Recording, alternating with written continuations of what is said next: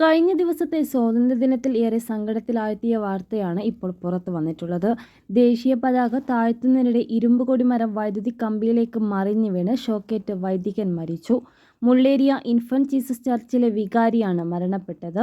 വ്യാഴാഴ്ച വൈകിട്ട് 6 മണിക്കാണ് അപകടമുണ്ടായത്. ഉടൻ മുള്ളേരിയിലെ സഹകരണ ആശുപത്രിയിലെത്തിച്ചെങ്കിലും ജീവൻ രക്ഷിക്കാനായില്ല. കൂടെയുണ്ടായിരുന്ന സഹവികാരി മുള്ളേരിയ ബെല്ലി സ്വദേശി സെബിൻ ജോസഫിനെ പരിക്കുകളോടെ മംഗളൂരിലെ ആശുപത്രിയിൽ പ്രവേശിച്ചു.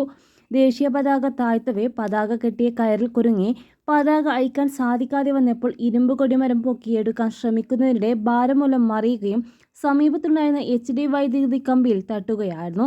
1.5 വർഷം മുമ്പാണ് ഫാദർ ഷീൻസ് മുള്ളേരിയ ചർച്ചിലെ വികാരിയായി ചുമതലയേറ്റത്.